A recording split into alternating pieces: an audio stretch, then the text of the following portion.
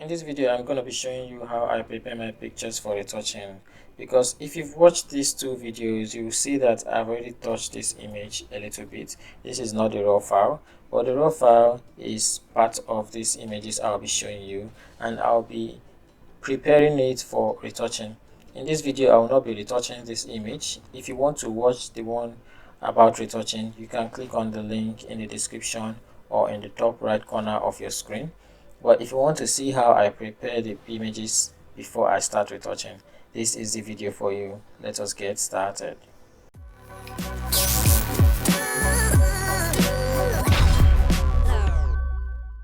So here's the image I want to use. I can choose to first crop it or not. In this case, I will crop it so that I will have a clearer view of what I am doing. So by the way, I am doing this in Capture One, Capture 123, and for me it is the best photo editing platform out there now. It beats Lightroom and it beats Camera Raw very well.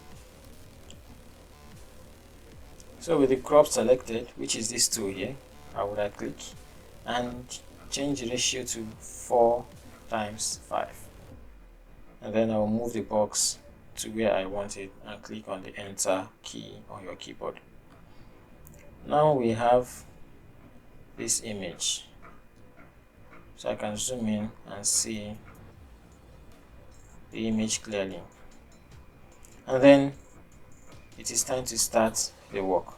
In this area we have our panels. This is the adjust panel where I work on everything. I don't usually touch the white balance yet. I leave it at mode short, but you can actually adjust it to your taste here, but like I said, I'll leave mine here for now. And if you've seen my videos, I like working with automatic settings first before I start adjusting them to what I want. But this is because I love doing things fast and easy.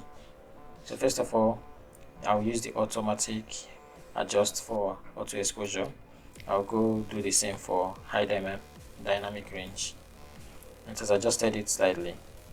I'm moving down over to clarity. I like my pictures a little bit soft but have structure in it, so something in this area is good for me.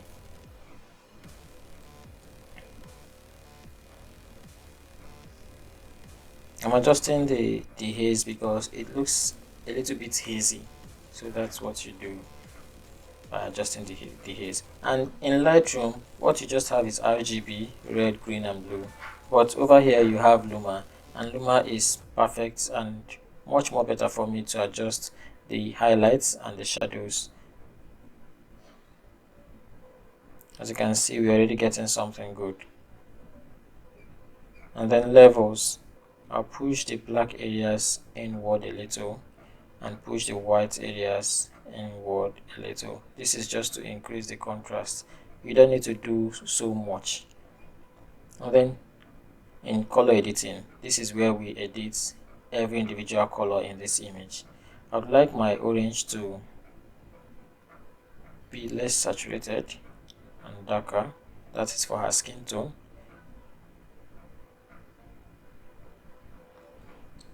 And then yellows, if you can't find yellow by yourself, you can just take up the saturation to the maximum and see what happens. So in this case, I'll be taking it down and I'll be moving the yellows towards the blue, towards the green, sorry. And this is what happens here. In the hue, you adjust the distance between that color and the next color. What do I mean here? If we are on yellow and it is in the middle here, that means it is the yellowest of yellow. Do you understand? And then if you move it towards this direction, we are moving it towards the next color, which is green. And if you move it towards this direction, you're moving it towards the previous color, which is orange. So if I move my yellow slider to this point, it will make every yellow look a bit orangish. And if I move the yellow hue slider to this point, it will make every yellow look a bit greenish. Does that make sense? The same rule applies to all other colors. And then I'll make my green a little bit bluish. or just to the maximum in the aqua direction. Turn down the saturation and make it a bit dark. And why I'm making it a bit dark is so that it will stand out from the image herself. And then I didn't touch the dress, so I want to make the red pop a little bit more and go down to lightness, bring it down more. As you can see, we are lacking some blues that should be more pronounced, so I'll be going over to blues now, and I will adjust my blues.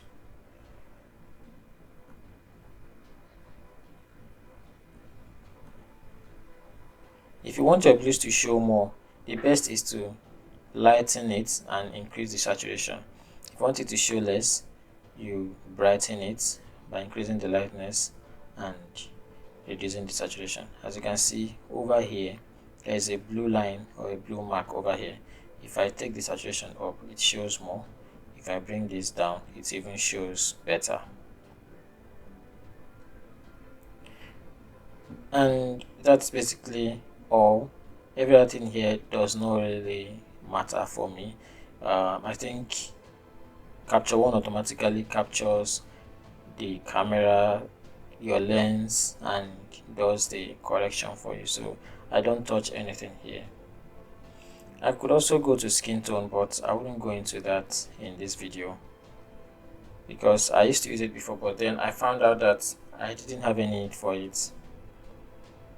Then when you're done, I'll go back to exposure and high dynamic range and then start adjusting it to what I want. I usually like my highlights go down to -100 and my whites go down to -100 as well. And then I'll reduce the shadows a bit to increase the contrast and reduce the blacks a bit as well, not so much. Increasing the contrast even more, take down some brightness. Well, this differs based on images. There are some images that you might need to take up the brightness or take down the brightness, but when you know what you're looking for, you will know what you can set. And then I'll increase the saturation to the point I like.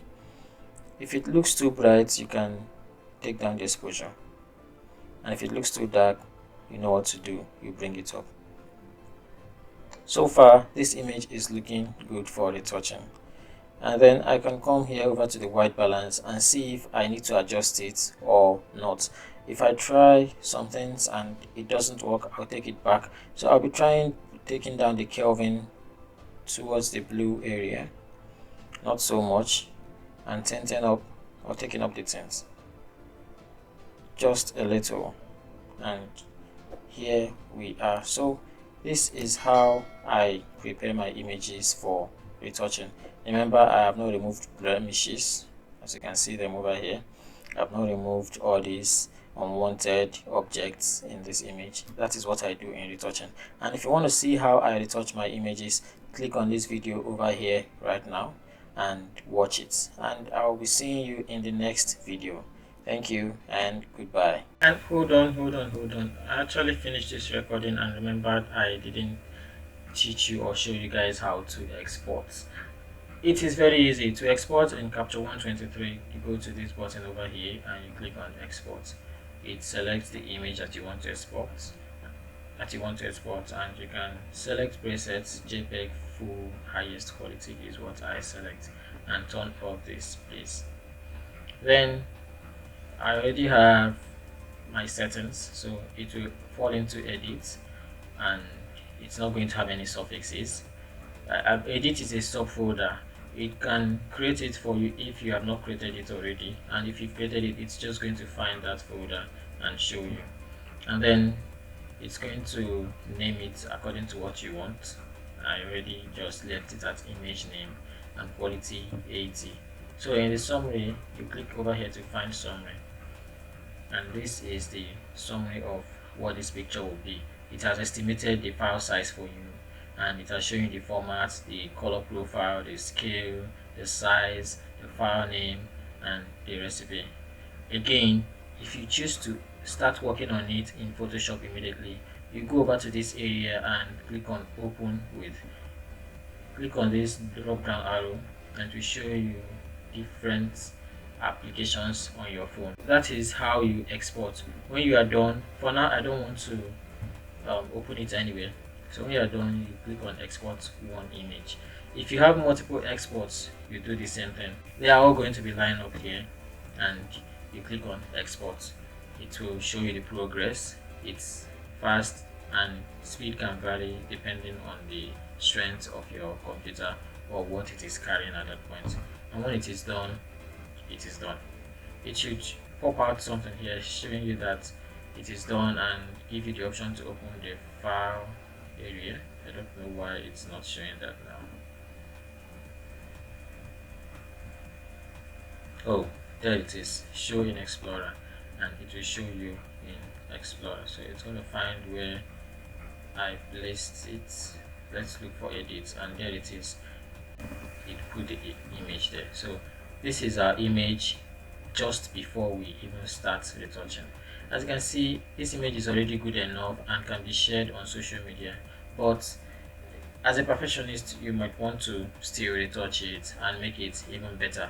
Remember to watch this video. I have said it for the third time, so please go and watch this video so that you will know how I retouch my images and get very decent results.